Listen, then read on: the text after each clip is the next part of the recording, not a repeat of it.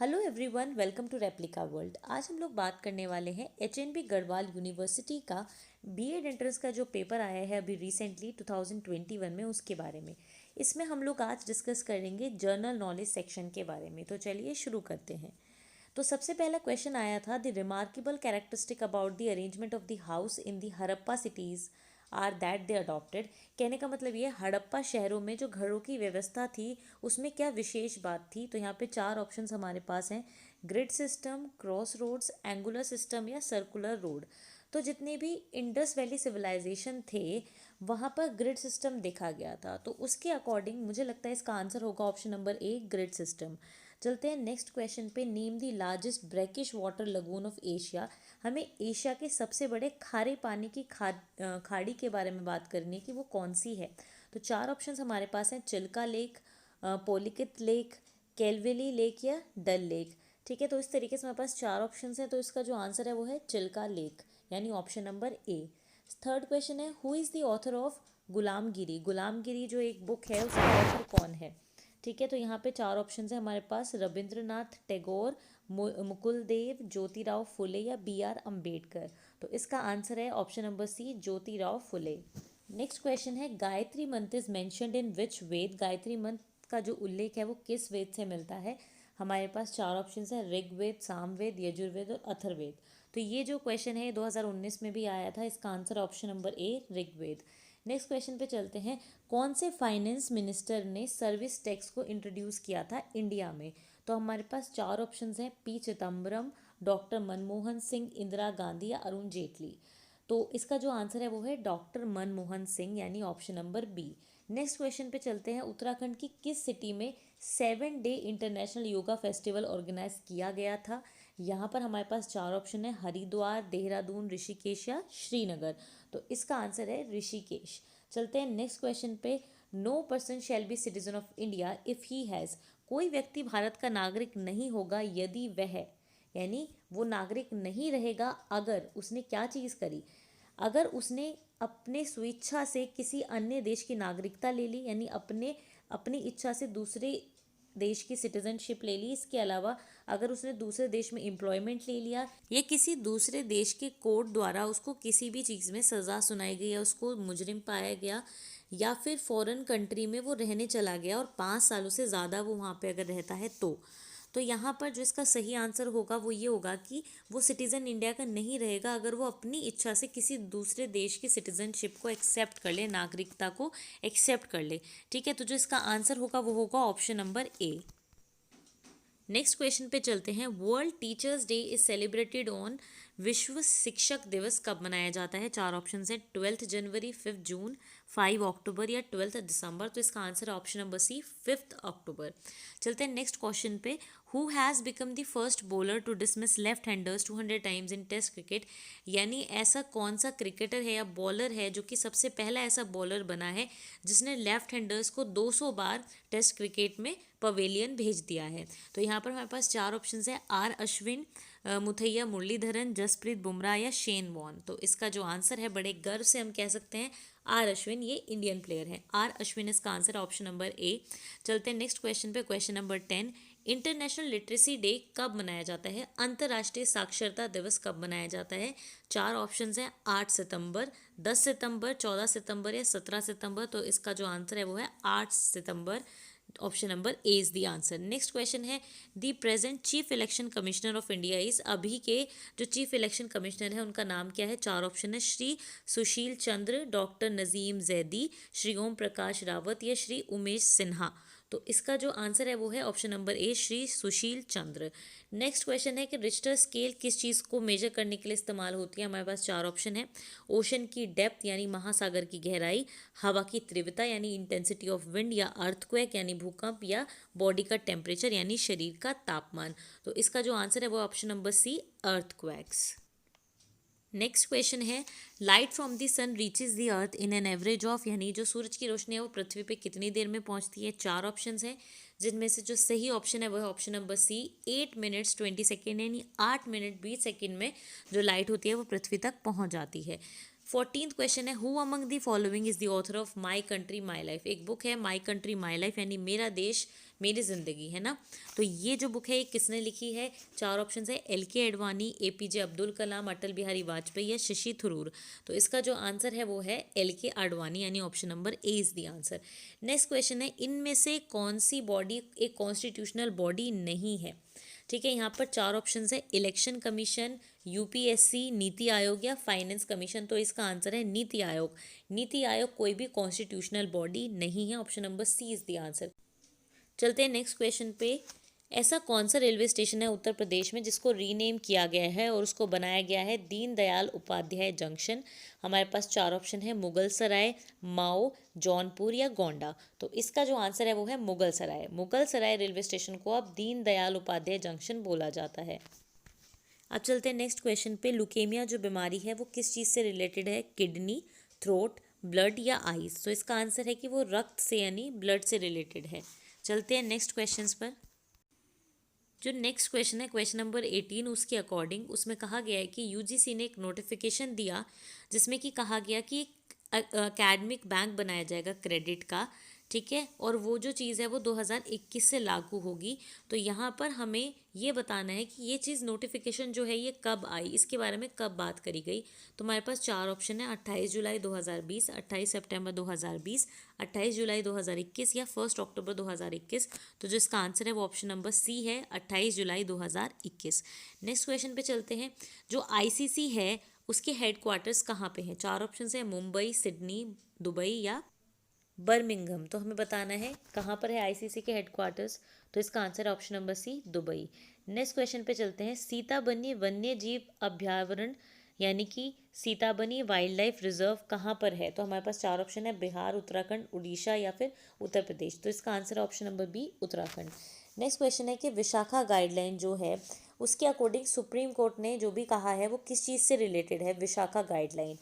तो क्या ये SC ST पॉपुलेशन जो है उसके प्रोटेक्शन के लिए है, या फिर जो कोल ब्लॉक है उसके बारे में है, या पुलिस रिफॉर्म्स इन इंडिया के बारे में है, या फिर sexual harassment of women at their work place यानी महिलाओं के उनके कार्यस्थल पर यौन उत्पीड़न से रिलेटेड है ये? तो इसका आंसर है option number D, sexual harassment of women at their work place. चलते हैं नेक्स्ट क्वेश्चन पे। फरजाद बी गैसफील्ड कहाँ पर स्थित है? चार ऑप्शन है, gulf of Alaska, Arabian sea, red sea या पर्सियन गल्फ। तो इसका आंसर है option number D, Persian gulf. Next question पे चलते हैं। काला घोड़ा आर्ट्स फेस्टिवल कहाँ पे सेलिब्रेट किया जाता है? चार ऑप्शन है, कोलकाता, मुंबई, श्रीरंगपट्टनम या फिर रामेश्वरम। तो इसका आंसर है मुंबई यानी ऑप्शन नंबर बी। चलते हैं नेक्स्ट क्वेश्चन पे। इंडियन कॉन्स्टिट्यूशन के किस पार्ट में यूनियन टेरिटरी के बारे में बात की गई है? तो यहाँ पर चार चीज़ें हमारे पास, पार्ट 4, 7th, 8th या 10th। तो इसका आंसर है पार्ट 8th यानी option number C. Next question पे चलते हैं। किस स्टेट ने नीम ट्री को अपना स्टेट ट्री डिक्लेयर किया है? चार ऑप्शन है, छत्तीसगढ़, असम, उत्तराखंड या आंध्र प्रदेश। तो इसका आंसर है आंध्र प्रदेश। चलते हैं नेक्स्ट क्वेश्चन पे। कौन सी सेंट्रल एशियन कंट्री ऐसी है जिसने कि अभी अभी डेथ पेनल्टी को ख़त्म किया है? चार ऑप्शन है हमारे पास, उज्बेकिस्तान, कजाकिस्तान, ठीक है, किर्गिस्तान या फिर तुर्कमेनिस्तान। तो इसका जो आंसर है वो है Kazakhstan. Option number C is the answer. चलते हैं नेक्स्ट क्वेश्चन पे। किस बैंक ने एक फ्लोटिंग ATM बनाया है एक हाउस बोट में ऑन दी डल लेक? तो इसके पास चार ऑप्शन है हमारे पास इसके लिए, bank of Baroda, Canara bank, Punjab national bank या स्टेट बैंक ऑफ इंडिया। तो इसका आंसर है option number D, state bank of India. चलते हैं नेक्स्ट क्वेश्चन पे। Question number 28। Who was the Indian flag bearer at the opening ceremony of the Tokyo para Olympics? Tokyo para Olympics जो हुआ था 2021 में, उसके उद्घाटन समारोह में भारतीय ध्वजवाहक कौन थे? तो यहाँ पर चार ऑप्शन है, अवनी लेखरा, तेजचंद, सुनील एंटिलो या प्रमोद भायल। तो आपको लग रहा होगा कि इसका अवनी लेखरा है, तो ऐसा नहीं है क्योंकि अवनी लेखरा ने क्लोजिंग सेरेमनी में ये काम किया था। तो ओपनिंग सेरेमनी में ये काम किया था तेजचंद ने, ठीक है। तो इसका आंसर है ऑप्शन नंबर बी। अब चलते हैं हम 29 क्वेश्चन पे।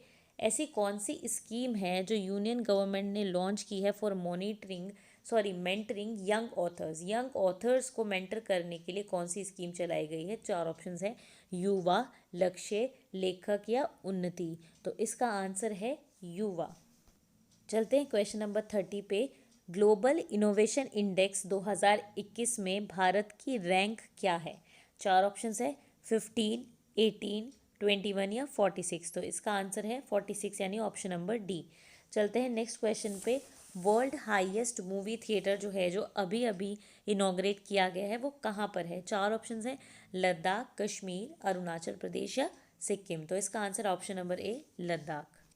अगला क्वेश्चन ये है कि प्रेजेंट में chief of air staff India में कौन है, यानी भारत के वर्तमान वायु सेना अध्यक्ष कौन है?